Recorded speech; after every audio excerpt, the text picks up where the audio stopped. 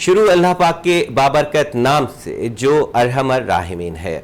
हमेशा की तरह आज भी ओपन फोरम में आप ही का एक इशू लेकर हम हाजिर हुए हैं और मैं हमेशा एक तमहीद बांधता हूँ प्रोग्राम के लिए और बताता हूँ कि पब्लिक इश्यूज़ हैं क्या, जिस इशू पे हम बात करते हैं, जिस टॉपिक पे हम बात करते हैं उसके हवाले से भी मैं कुछ बताता हूँ। लेकिन आज मुझे लगता है कि मेरे पास इतना टाइम शायद बचे ही नहीं, क्योंकि आज हमारे पास जो पैनल मौजूद है वो इतना एक्टिव पैनल है और इसके अलावा हमारे साथ आज कॉलर्स भी मौजूद हैं जो अपने इश्यूज़ बताएंगे। तो मैं चाहूँगा कि हम बजाय मैं खुद बात करूँ, हम अपने पैनलिस्ट से कहें कि वो इस हवाले से भी बात करें और जो हमारे कॉलर्स हमारे साथ मौजूद हैं वो भी अपने इश्यूज़ बताएं कि उनके साथ इशू पे क्या बात हुई है। अच्छा, आज का इशू ये है कि जो ऑनलाइन फ्रॉड्स होते हैं, अच्छा फ्रॉड्स तो इसे नहीं कहा जाएगा, ये एक समझ लें कि ट्रैप होता है एक तरह का, जो लोगों को ट्रैप किया जाता है मुख्तलिफ कर्जाजात स्कीम्स को लेकर।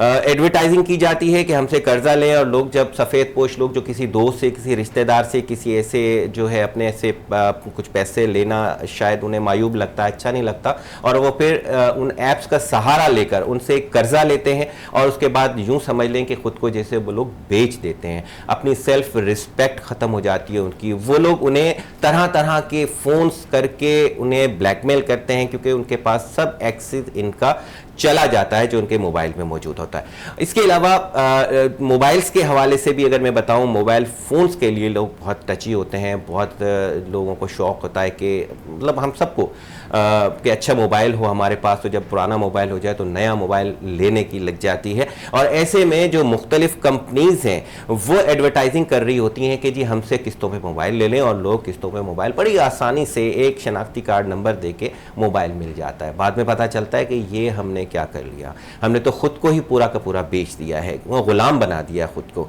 वजह यह कि वो लोग, उनका जो रिकवरी यूनिट इतना ख़तरनाक होता है कि लोग शायद अब खुदकुशियाँ करने पर मजबूर हो गए हैं। एक अभी रिसेंटली एक वीडियो आई है जिन साहब ने एक स्टेटमेंट दिया है कि मैं इन कर्जा जात स्कीम से बड़ा तंग आ गया हूँ और ये सब चीज़ें देख के मैं बड़ा मायूस हूँ और मैं ख़ुद को ख़त्म कर रहा हूँ और मुझे जिसके ने भी माफ़ करना है वो मुझे माफ़ कर दे। तो ये बहुत बड़ा एक ख़तरनाक सा मोड़ है जहां हम आकर खड़े हो गए हैं। बहरहाल अब हम चलते हैं अपने पैनलिस्ट की तरफ। हमारे सबसे पहले मैं तारुफ कराना चाहूँगा, शुमाइला आरिफ साहिबा हमारे साथ मौजूद हैं जो कि जर्नलिस्ट हैं और ऑनलाइन कर्जाजात स्कीम के हवाले से बहुत गहरी नज़र रखती हैं। वेलकम करता हूँ मैडम आपको मैं। अस्सलाम वालेकुम। Thank you. सलाम।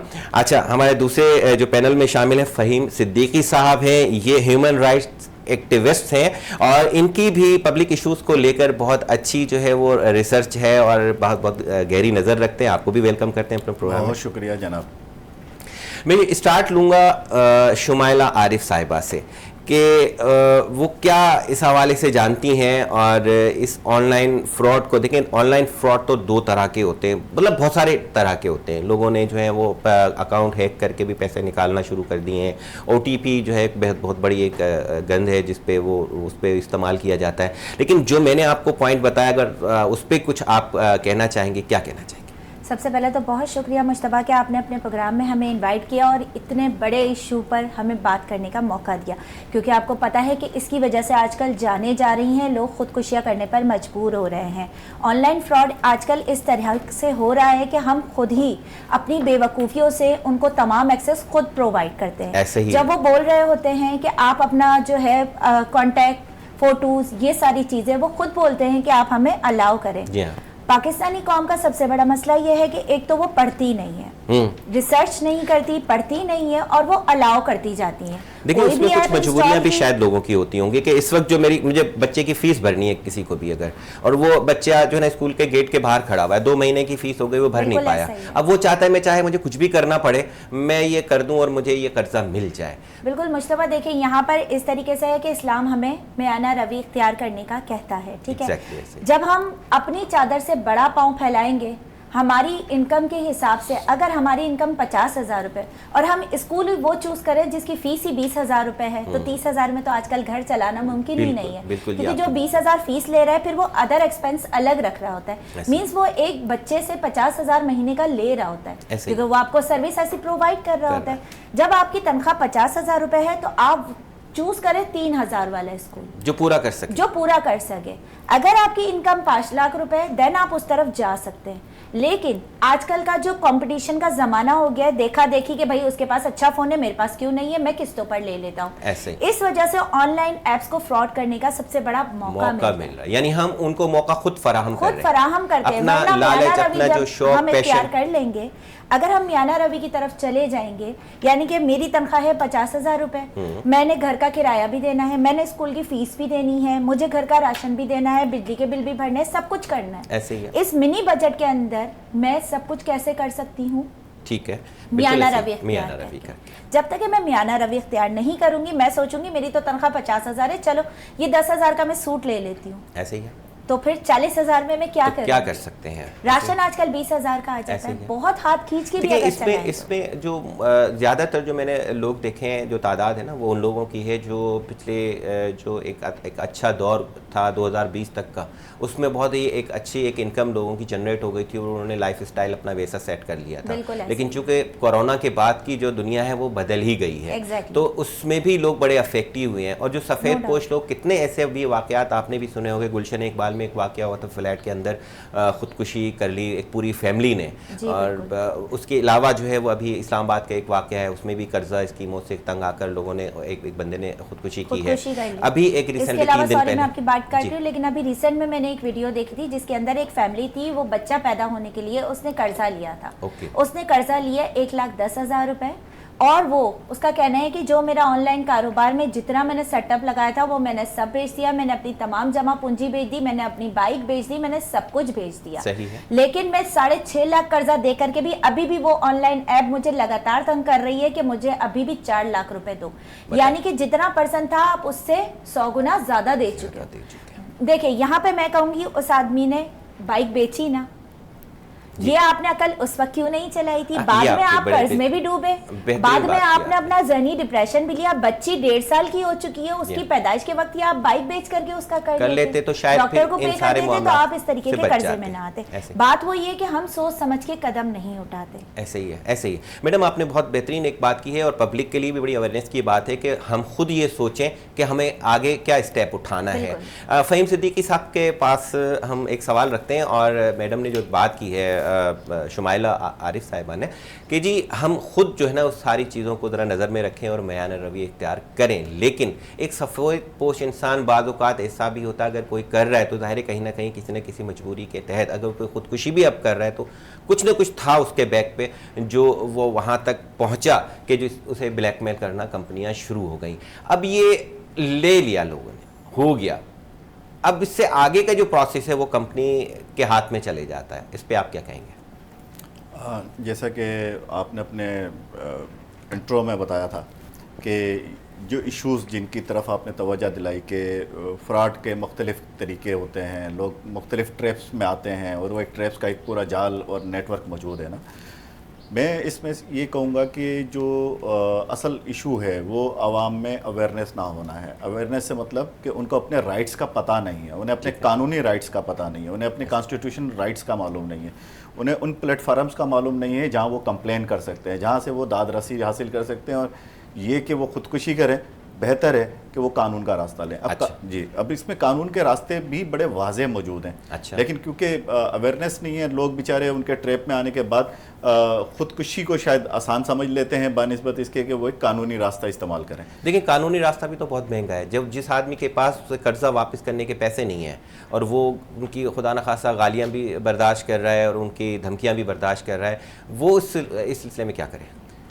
मैंने जैसे अर्ज़ किया ना कि हुकूमत की जो बेसिक जिम्मेदारी है जी कॉन्स्टिट्यूशन के मुताबिक जी, आपको आपका तहफ़्फ़ुज़ करना, आपकी जो है वो इज़्ज़त नफ्स को बचाना, आपको हर वो चीज़ प्रोवाइड करना जो गवर्नमेंट आपसे जब टैक्स लेती है उसके अगेंस्ट में आपको प्रोवाइड करना। ये खाली पाकिस्तान में ऐसा नहीं होता, पूरी दुनिया में यही एक फार्मूला है। लेकिन उसके लिए मतलब वो जो आपको सर्विसेज गवर्नमेंट से मिलनी है, उन सर्विसेज के लिए आपको खुद अवेयर भी होना ज़रूरी है। जैसा कि पीका बड़ा एक मशहूर कानून है, पीका एक्ट, जिसके सहाफ़ी भी अक्सर ज़ुमरे में आ जाते हैं, उनके रेंज में आ जाते हैं। तो जब आपसे वो कंपनी एक्सेस मांगती है तो सबसे पहली डिमांड उनकी यहाँ इल्लीगल हो जाती है। सही।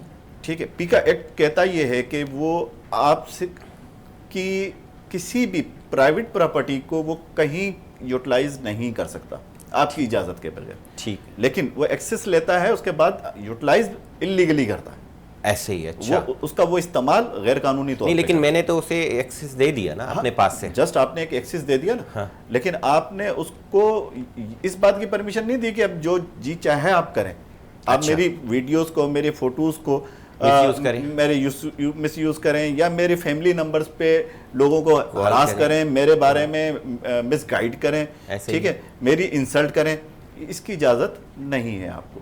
ठीक है, तो ये यहाँ पर अब एक आम आदमी आके फंस गया है। बिल्कुल फंस अब गया। उसे क्या करना चाहिए? हाँ, सबसे पहला काम उनको ये करना चाहिए कि एक कंप्लेन कम से कम उनको लाजमी करनी चाहिए। अच्छा। कम से कम अपने थाने की सतह पर तो वो कर सकते हैं। ठीक है, ये सबसे सिंपल सा फार्मूला है। ठीक है, अगर वो यहाँ पर कंप्लेन करते हैं और वहाँ से कॉल जाती है तो डेफिनेटली उन माफिया को ये ज़रूर पता चल जाता है कि ये साहब बिल्कुल अननोन नहीं है, ये कानून से नाबल्द नहीं है, इनको मालूम है कि मुझे क्या करना है। ठीक है। और कल जब इंक्वायरी इस्टेब्लिश हो जाती है तो डेफिनेटली मामलात उनके कंट्रोल से भी आउट हो जाते हैं। अच्छा। तो एक तो ये एक जो थ्रेड का जो फार्मूला है वो बचत में आ जाता है। ठीक है। तो आप थ्रेड से बच सकते हैं। और अगर आप इन केस में एक ये बात करता हूँ, वहाँ से आपको सपोर्ट नहीं मिलती है तो आप एक 22A की फाइल करके एप्लीकेशन 22A, ठीक है, आप डिस्ट्रिक्ट एंड सेशन जज को एक एप्लीकेशन देते हैं, वहाँ से आर्डर हो जाता है।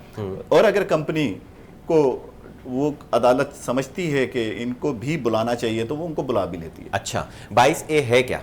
22A सीआरपीसी हमारी ज़ाब्ता फौजदारी का एक सेक्शन है, उसके तहत हमें कोई हरास करता है, अच्छा, ओके, कोई हमें ब्लैकमेल करता है, ओके, हमारे राइट्स जो भी कॉन्स्टिट्यूशन ने दिए हैं वहाँ अगर उसकी वायलेशन होती है तो हम उसके अगेंस्ट में चले जाते हैं। ओके, अगर आप वहाँ चले जाते हैं, वहाँ से वो कॉल आ जाती है तो भी आपका 70-80% ये प्रॉब्लम सॉल्व हो सकता है। ओके। फिर आ जाता है अगला मरहला कि अभी गुज़िश्ता 2023 में सिंध गवर्नमेंट ने इसी हवाले से एक कानून पास किया जिसका अभी तक लोगों को अवेयरनेस नहीं है। ओके। 2023 में इनका उसमें प्राइवेट लोन्स जी के हवाले से ही अच्छा ये कानून पास किया तो गया। ये प्राइवेट लोन ही है एक तरह का? ये प्राइवेट लोन्स है जी। अच्छा, प्राइवेट लोन गवर्नमेंट किसको कहती है? जो कि स्टेट बैंक ऑफ पाकिस्तान से रिकॉग्नाइज्ड ना हो। ओके। अगर गवर्नमेंट ऑफ पाकिस्तान की स्टेट बैंक ऑफ पाकिस्तान ने उसको किसी कंपनी को, किसी डिपार्टमेंट बैंक को ये परमिशन दे रखी है तो वो लोन दे सकता है। जैसे कि माइक्रो फाइनेंस बैंक उन्हें दे सकता है, ठीक है, क्योंकि उसके पास उनके रूल्स रेगुलेशन पता होता है। दिस इज आंसर ना कि उनके पास पूरा एक मैकेनिज्म है, आपके बैंकिंग सिस्टम का पूरा मैकेनिज्म है, लेकिन इनका कोई मैकेनिज्म नहीं है, इसीलिए ये इलीगल है। ओके, तो इस पर कार्रवाई क्यों नहीं की गई अभी तक कि भाई जो इलीगल काम हो रहा है मार्केट में, पता भी है कि हो रहा है, उस पर क्यों नहीं कोई तदारुक इन चीज़ों का? हमारे यहाँ तो हालत वो है कि हम कराची वाले तो रोडों की सफाई के लिए रो रहे हैं, साफ पानी के लिए रो रहे हैं, है ना, तो हम तो बड़े बेसिक जो नेसेसिटीज हैं। बात सिर्फ कराची पे ही हम नहीं कर रहे, मैं जनरली ओवरऑल अगर हम बात करें कि हम पूरा मुल्क, अब देखिए इस्लामाबाद से भी वाकयात आ रहे हैं, लाहौर से भी इस तरह के वाकयात आ रहे हैं, तो ये एक ऐसा सब्जेक्ट है कि हमें इन सब चीज़ों से शायद इन्हें ऊपर रख के सोचे तो मेरा ख्याल से बेहतर। मैं इसको थोड़ा सा आसान कर देता हूँ आपके इस पॉइंट को कि आवाम जो है, जो मतलब जो कानून की ज़बान में कहा जाता है, कानून ये कहती है कि आवाम को मतलब ये कानून की जिम्मेदारी नहीं है कि आपको कानून नहीं मालूम, ये हमारी जिम्मेदारी के कानून मालूम होना चाहिए। अच्छा, इस पे हम बात करेंगे, अभी एक ब्रेक लेते हैं क्योंकि ब्रेक के लिए कहा जा रहा है। नाज़रीन, वक्फा लेते हैं, उसके बाद वापस आके बहुत ही इंटरेस्टेड पॉइंट फ़हीम सिद्दीकी साहब ने छेड़ा, फिर इसे कंटिन्यू करते हैं।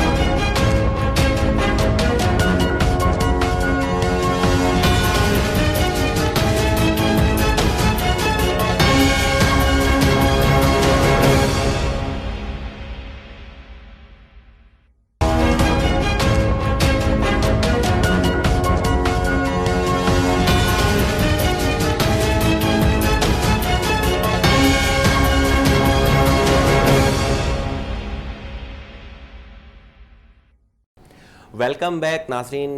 प्रोग्राम का सिलसिला बड़ा इंटरेस्टेड चल रहा है और फ़हीम सिद्दीकी साहब कुछ बता रहे थे कि हमें कानून का पता होना चाहिए, आम आदमी को भी पता होना चाहिए, क्योंकि कानून पाबंद नहीं है कि आप कानून पढ़ें, लेकिन हम पाबंद हैं कि हमें कानून पढ़ना चाहिए। फ़हीम सिद्दीकी साहब आप कुछ बता रहे थे वक्फे से पहले, और अब फिर मैं सोच रहा हूँ वहीं से कंटिन्यू करें। जी बिल्कुल।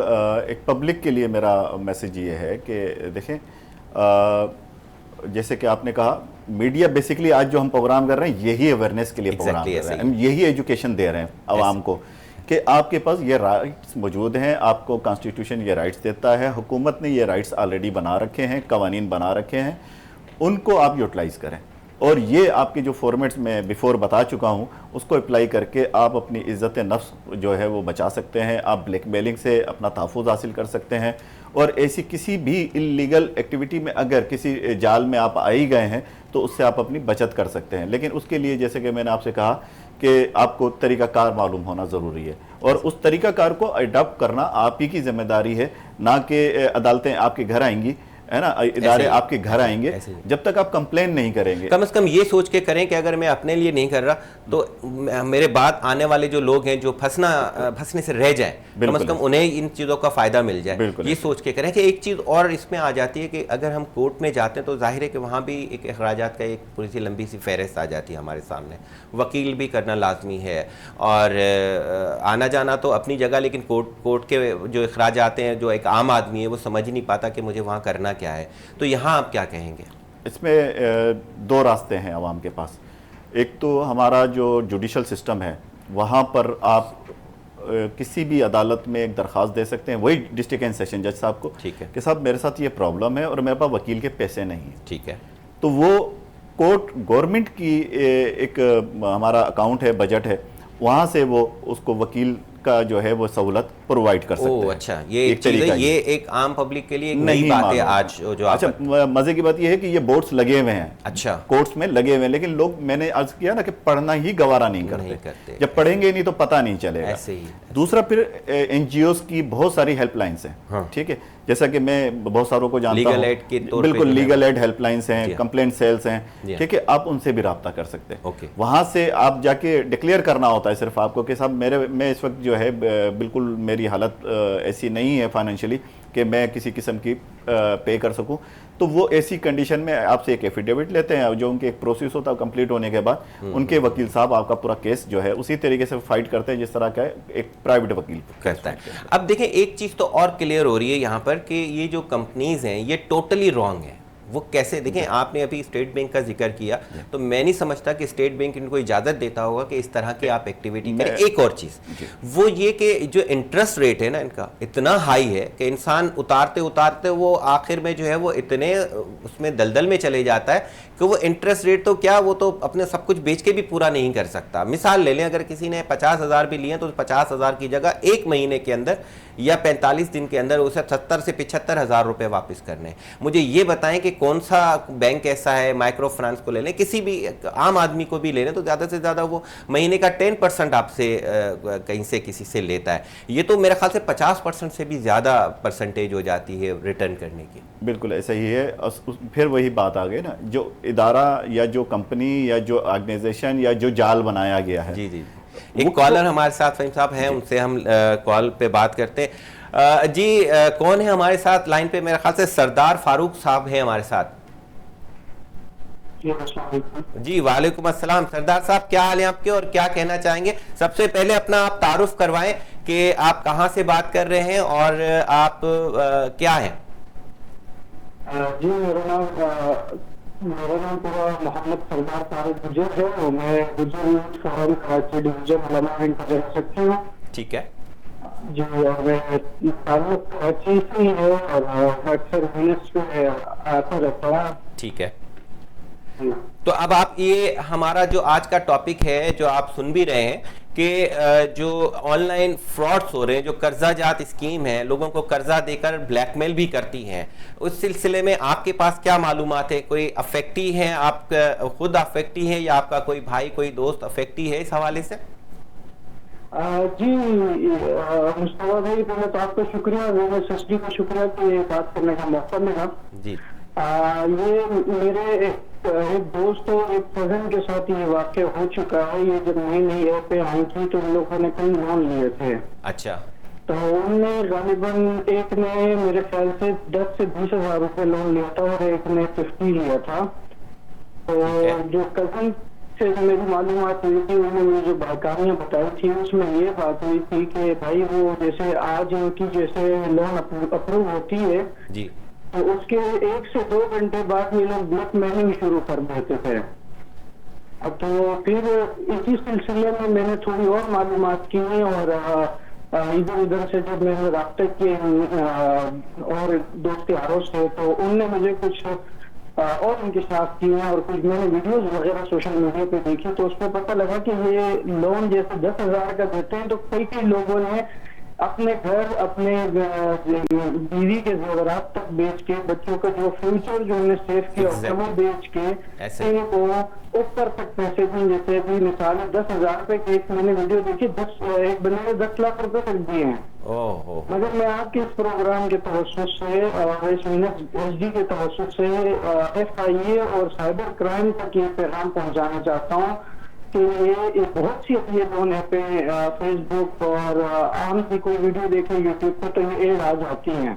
ठीक, तो इन पे बिलखुसूस कार्रवाई की जाए कि भाई ये कौन इनको रन करता है, कौन चला रहा है और कौन गरीबों के घर उठा रहा है। आपको पता है आजकल महंगाई का दौर है।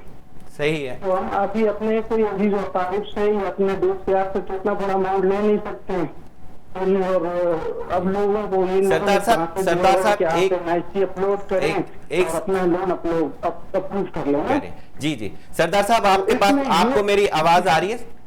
जी जी आ रही है। अच्छा, मुझे ये बताएं कि इन सारे जो वाकयात हुए हैं उसके बाद कोई कोशिश की है आपने या आपके दोस्तों ने, कजन्स ने, कोई किसी से कोई कंप्लेन की है, सरकार में गए हैं, किसी प्राइवेट आदमी को बताया, कोई ऐसी बात हुई है?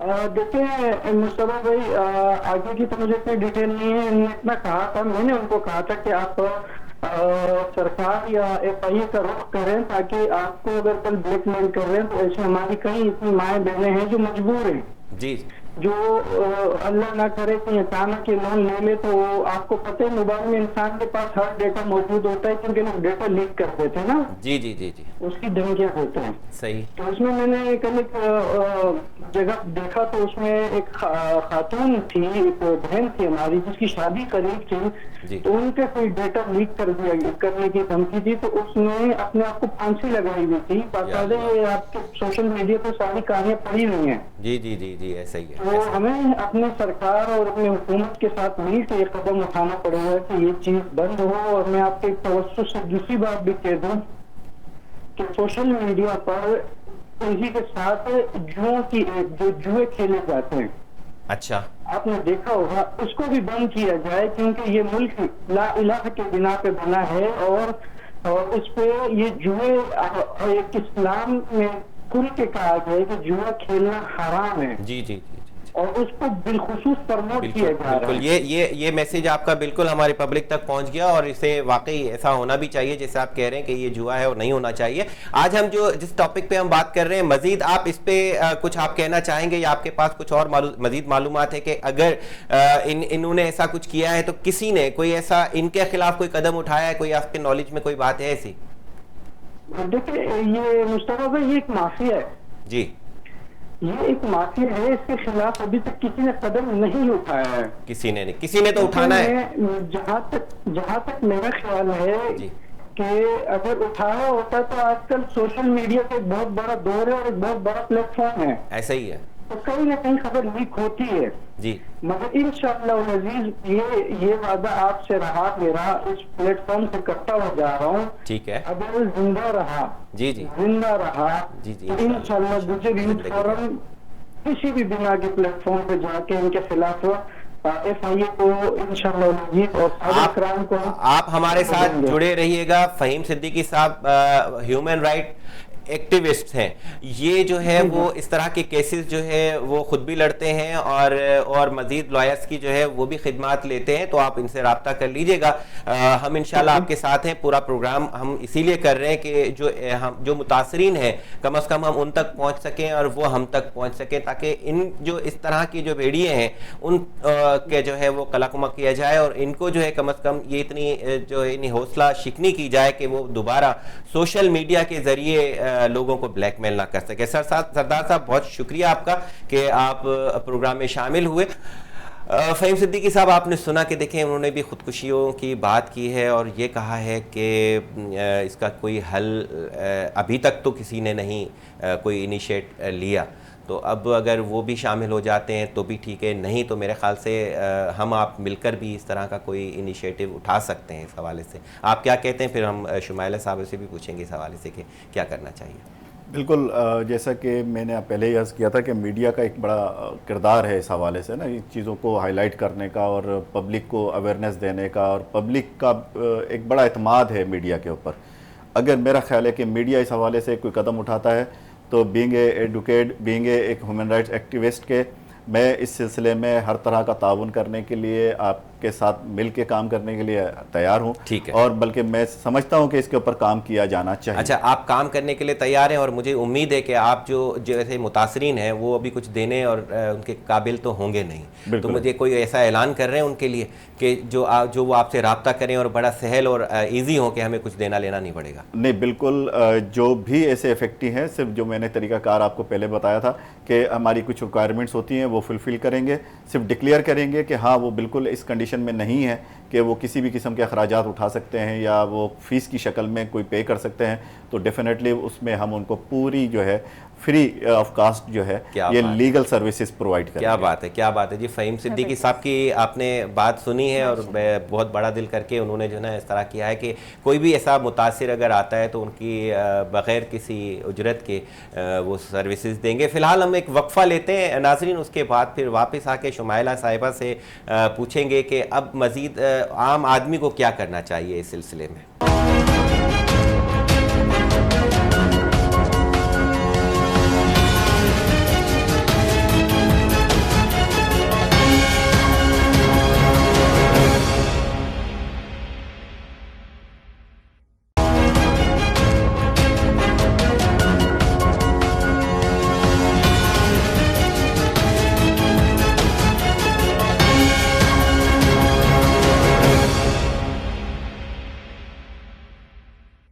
वेलकम बैक नाजरीन।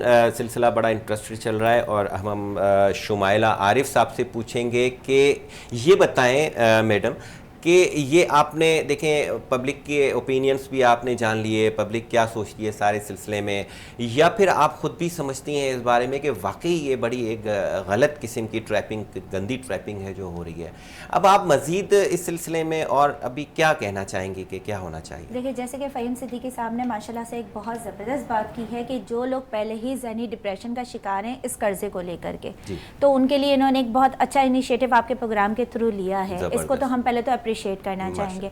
नेक्स्ट ये है कि सबसे पहली बात तो हम यही करेंगे कि देखें ऑनलाइन गेमिंग, जैसे सरदार साहब ने कहा कि आजकल ये फ्रॉड हो रहा है जुए के नाम पर। जुए के नाम पर फ्रॉड क्यों हो रहा है? ऑनलाइन गेमिंग का एक बच्चों को लत लगी हुई है। ऐसे ही बिल्कुल, आप इतने डायमंड ले लो, इतने घंटे का आपका टाइमर चल रहा है, इसके बीच में आपको 1200 रुपए में इतने डायमंड मिल रहे हैं, वो एक ट्रैप है आपके लिए। जी। आप उसके जरिए अपना पैसा लगा रहे हो तो आपकी डिटेल साथ जा रही है। ईमेल के थ्रू ही हम कर सकते हैं ना, कोई भी पेमेंट कर रहे हैं, कहीं से भी कर रहे हैं। वर्ल्ड वाइड जो गेमिंग है वो एक अलग है, लेकिन जो पाकिस्तान में जो ऑनलाइन गेमिंग चल रही है इस वक्त, या फिर ये ऑनलाइन एप्स का फ्रॉड चल रहा है, इसमें हम फंसने से पहले ही पहला स्टेप ही ये उठा लें कि सबसे पहले तो हम अल्लाह से मदद मांग ले। अल्लाह ताला रास्ते खुद आसान करेगा हमारे। जब हम अल्लाह ताला से मदद मांगेंगे तो हम किसी हराम काम की तरफ तो पाँव उठाएंगे ही नहीं अपना। अल्लाह हमारी मदद खुद करेगा। ऐसे ही है। ठीक है। दूसरा ये है कि अगर आप सोच रहे हैं कि ये मेरे पास मोबाइल है, ये वाला तो अच्छा नहीं है, मेरे उस दोस्त के पास बड़ा अच्छा मोबाइल है, तो उस वक्त आपको सोच ये रखनी चाहिए कि उसके वालिद या फिर उसकी अपनी नौकरी क्या है, या फिर वो बिजनेस पर्सन हो सकता है। आप अगर जॉब पर्सन है, आपके पास 20,000 वाला मोबाइल है, तो वो कॉल, वो मैसेज, वो सोशल मीडिया सब कुछ वही दिखा रहा है। सिर्फ मॉडल का फर्क के लिए हम करते हैं। मॉडल के फर्क के लिए अगर आप अपनी चादर से पांव बाहर निकालेंगे तो फिर आप ऐसे ही फ्रॉड्स में फंसेंगे। आप इन फ्रॉड से बचने के लिए सबसे पहले तो मैं तो यही कहूंगी कि मियाना रवि इख्तियार करें, अपने फजूल खर्चों को साइड कर दें। मानती हूँ कंपटीशन का दौर है, आजकल आप कंपटीशन में नहीं आते, सैंपल हो गया है एप्पल, आपका सैंपल है ये, आपके पास नहीं है तो मतलब आप गरीब हो, आप एंड्रॉइड पर हो तो आप गरीब हो। ऐसे ही है, आप उस गैदरिंग में नहीं बैठ सकते, आप मार्केटिंग अपने कंपनी की नहीं कर सकते, मुख्तलिफ जो मराहिल हैं आपने उसमें सूट नहीं करते, उसमें बैठने के उस स्टाइल में नहीं आते आप। जैसे कॉर्पोरेट सेक्टर हो गया, कहीं पे भी हम जा रहे हैं आजकल ये सैंपल बना ऐसे ही है, तो जरूरी नहीं है अगर हम बड़े नाम की तरफ जाए, लाइक जो सोशल मीडिया की एप्स हम यूज करें, अगर उन्हीं के बानी को देखा जाए तो शायद वो भी नहीं इस्तेमाल करते, वो तो बिल्कुल नॉर्मल ड्रेसिंग पर, नॉर्मल मोबाइल पर वो चल रहे हैं। अच्छा मैडम, मैंने ये देखा है, आपने बड़ी बेहतरीन बात की है कि मैंने ये देखा है कि जितने इंडस्ट्रियलिस्ट मुझे नज़र आए हैं ना, बड़े आला पाए के लोग जो मैंने नजर आए, मैंने उनके हाथों में जो है ना वो यूं कीपैड वाले मोबाइल भी देखे कि उन्होंने जस्ट फ़ोन करना है, और अगर मोबाइल है भी तो एंड्रॉयड मोबाइल, वो बहुत हल्का लाइट मोबाइल वो अपने पास रखते हैं, और उन्हें शायद इस चीज़ की फिक्र भी नहीं होती कि किसी के पास क्या है। उन्होंने शायद अपने आप को, अच्छा एक चीज़ ये इसमें आ गई कि हम अपने आप को खुद से ग्रूम करें, लोग हमारे मोबाइल को ना देखें, हमें देखें कि हम क्या हैं। ब्रांड आप खुद बन जाओ, खुद ब्रांड बन जाओ, आपके हाथ में ब्रांड नहीं होना चाहिए, आप खुद ब्रांड हो, आप अपने आप को खुद ब्रांड समझो। ऐसे ही है। मैं तो लोगों को यही एक जो है ना वो पैगाम देना चाहूंगी कि आप सैंपल पर मत जाओ, आप खुद सिंबल बने, पैसे की तरफ मत भागो, खुद सिंबल बने, आप खुद ब्रांड बन जाओ। एग्जैक्टली। जब आप ब्रांड हो। कॉल लेते हैं हमारे। अस्सलाम वालेकुम, हमारे साथ जो है वो असलम जावेद आराई साहब हैं, हैदराबाद से सीनियर लॉयर हैं और बहुत गहरी नज़र रखते हैं इस सारे जो कर्जा जात स्कीम के हवाले से। असलम जावेद साहब, अस्सलाम वालेकुम, वेलकम करते हैं आपको अपने प्रोग्राम में। वालेकुम अस्सलाम। अल्हम्दुलिल्लाह, अल्लाह का बहुत करम है। आप सुनाए, क्या कहेंगे इस हवाले से जो टॉपिक चल रहा है हमारा? देखिए मिसबा भाई, आपने आज जो टॉपिक लिया है माशाल्लाह बहुत जबरदस्त टॉपिक है, और इसमें हमारे लोगों के लिए आगाही बहुत जरूरी है। बिल्कुल ऐसे ही है। असल में हम हमारे बुजुर्गों ने हमेशा ये कहा है कि कर्ज एक मूल है, ऐसा ही है, और कर्ज जिन जिन लोगों के ऊपर मुतलक किया जाता है वो तबाही की तरफ मुतला रहती है। ऐसे ही है, बिल्कुल ऐसे ही है। ठीक है, अब अगर देखा जाए तो आज का हमारा मौजूद ये नहीं है कि हमने IMF से कर्ज लिया है या अमेरिका से कर्ज लिया है, चाइना दुनिया को कर्ज के तले दबा, ये खुद भी ये गलत चीजें हैं, ये तो आप भी समझते हैं, हम भी समझते हैं, लेकिन एक तरीक़ाकार के तहत है। ठीक है, हम ब्लैकमेल होते हैं इन सारे मामलात में भी, लेकिन कहीं ना कहीं एक तरीका तो तय हुआ है कि ये करना है हमने।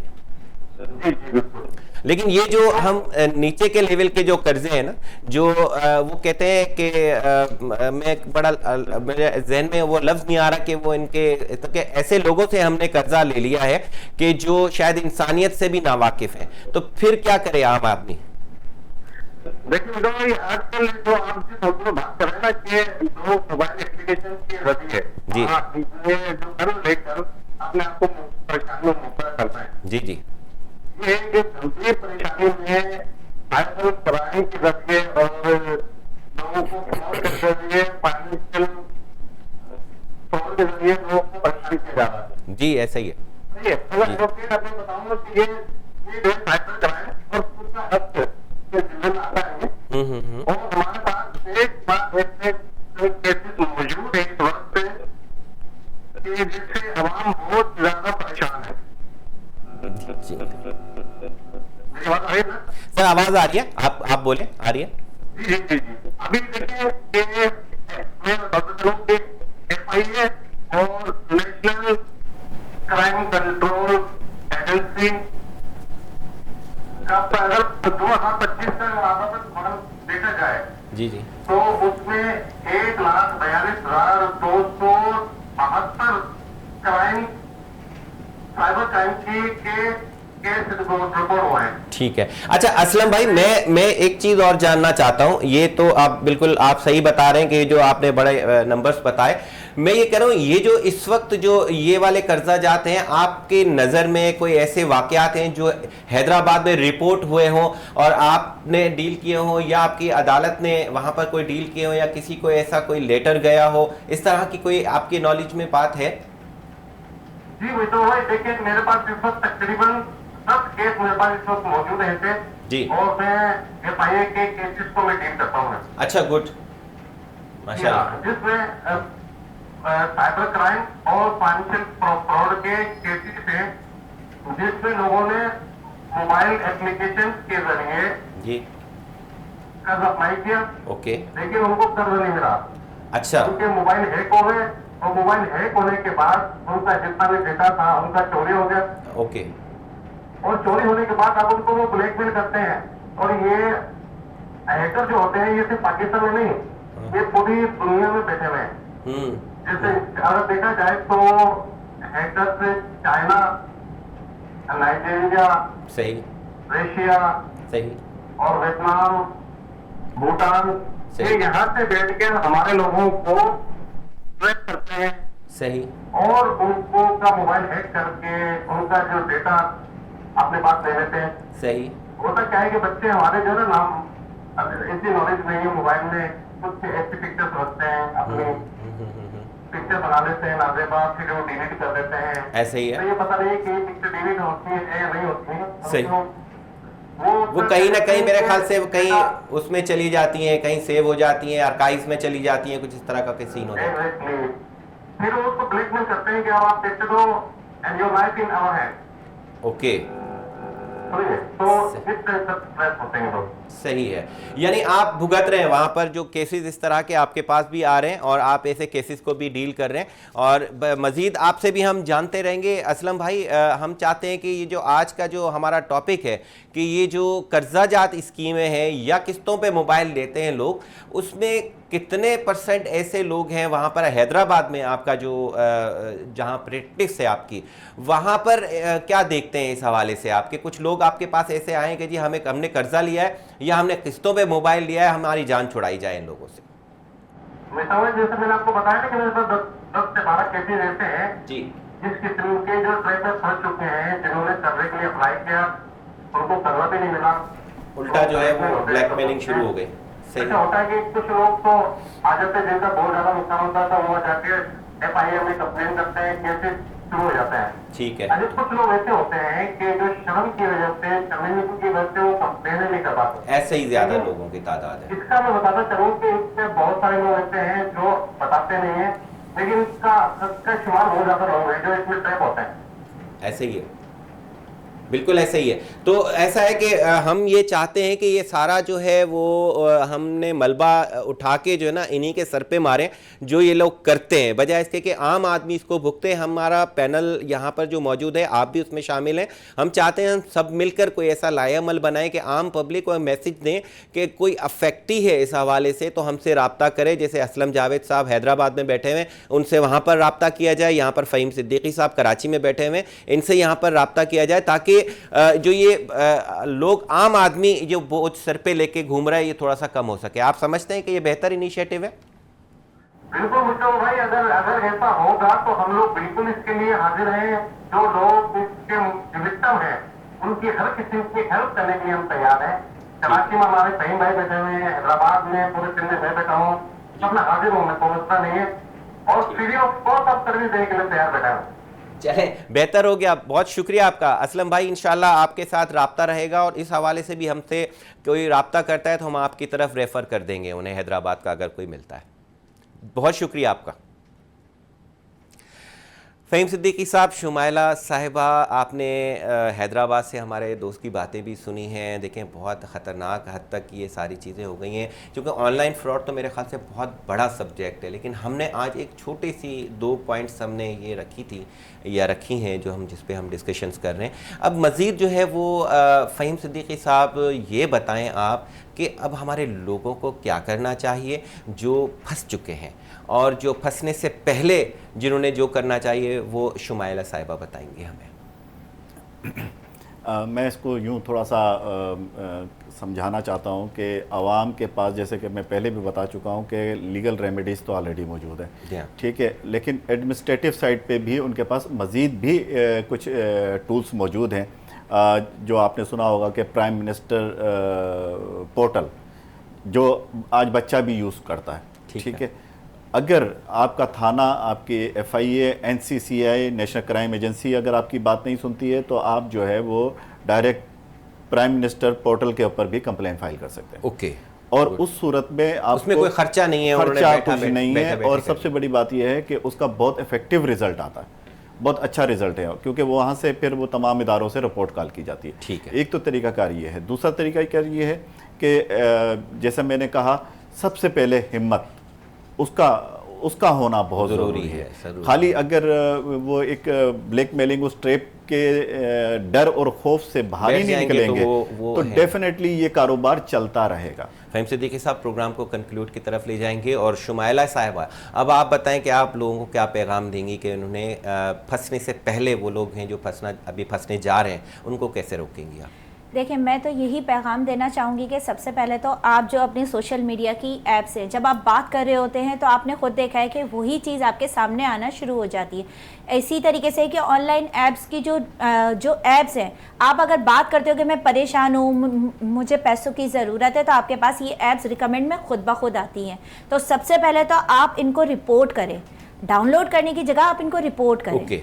रिपोर्ट करेंगे तो नेक्स्ट आपके पास वो आना शुरू नहीं होंगे। और जब आपको लालच दी ही नहीं जाएगी तो आप फिर वो कदम ही नहीं उठाएंगे, क्योंकि ये लालच देते हैं कि भाई आप 10,000 का कर्जा है, 6,000 का कर्जा है, उस पर 200 रुपये आप पे कर दो। एक लिमिटेड टाइम देते हैं, उससे पहले ये कॉल करना शुरू कर देते हैं। आप उस कदम की तरफ जाने से पहले ही उसको रिपोर्ट करो और अपने मोबाइल से ब्लॉक करो। जब आप एक ऐप को ब्लॉक करोगे, दूसरी को करोगे, मेटा आपको थर्ड फिर नहीं दिखाता। ऐसे ही। तो आप इस चीज़ को बचने के लिए कोशिश करें, अगर आपके मोबाइल पे नहीं भी है तब भी आप इन ऐप्स को रिपोर्ट करें, आप इनको ब्लॉक मारें, रिपोर्ट जितना हो सके करें, ताकि जो फंस चुके हैं वो भी करें और जो नहीं फंसे हैं, अल्लाह के हुक्म से जो बचे हुए हैं, वो तो ख़ास तौर पर जाकर के दूसरों को भी बचाएं और अपने आप को भी बचाएं। बहुत शुक्रिया आपका शुमाइला, आपका भी, और फ़हीम सिद्दीकी साहब आपका भी। और आपने तो बहुत बेहतरीन एक लोगों को ऑफ़र भी दी है अपनी तरफ से सर्विसेज प्रोवाइड करने की। तो नाज़रीन, प्रोग्राम को हम इख्तिताम की तरफ लेकर जा रहे हैं और पैगाम तो बहुत सारे हैं। फ़हीम सिद्दीकी साहब ने भी आपके लिए सुनाया आपको, और शुमाइला ने भी। लेकिन अब मसला फिर वहीं आकर खड़ा हो जाता है कि जो इंसान मजबूर है वो सोचता है कि मेरे लिए कोई कायदा कानून नहीं है, मुझे सबसे पहले अपनी मजबूरी से जान छुड़ानी है। तो बात वही है कि मजबूरी तक पहुंचने से पहले कोई कदम उठाया जाए तो मजबूरी की तरफ जाना ही नहीं पड़ेगा। बहरहाल हमने कोशिश की थी कि उन कंपनियों से भी रब्ता करें कि जो इस तरह के फ़्रॉड में मुलव्विस हैं और ख़ुद लोगों के साथ फ़्रॉड करते हैं, लेकिन अभी तक हमारा किसी से रब्ता नहीं हो पाया, क्योंकि ये इस तरह गुप्त किस्म के जो है वो जो कंपनीज़ हैं जो कहीं ना कहीं किसी कोने में, या हो सकता है पाकिस्तान में भी ना हो, कहीं बाहर से बैठ के ये सारे सिस्टम को ऑपरेट कर रही हों। यहाँ पर जो किस्तों पे सामान देने वाले लोग हैं उनसे भी हमने कोशिश की कि रब्ता हो, लेकिन शायद वो भी क्योंकि जो क्लियर नहीं होता वो स्क्रीन पे नहीं आता। कोशिश करता है कि मैं ढके छुपे में बात करूँ। बहरहाल रब्ता हमारा उनसे नहीं हो पाया। हम चाहेंगे कि कानून जो डील करते हैं, जो कानून को जानते हैं, जो कानून को इम्प्लीमेंट कराना चाहते भी हैं और जानते भी हैं, हम उनसे अपील करते हैं कि आप आगे बढ़ें और आप इन सादा अफराद की जो है वो इन फ्रॉडी कंपनी से जान छुड़ाएं। बहरहाल मज़ीद इंशाल्लाह आगे जो नेक्स्ट प्रोग्राम होगा उसमें हम इस हवाले से कोई और बेहतरीन टॉपिक लेके आपके साथ हाजिर होंगे। जब तक के लिए इजाज़त दीजिए। अल्लाह निगहबान।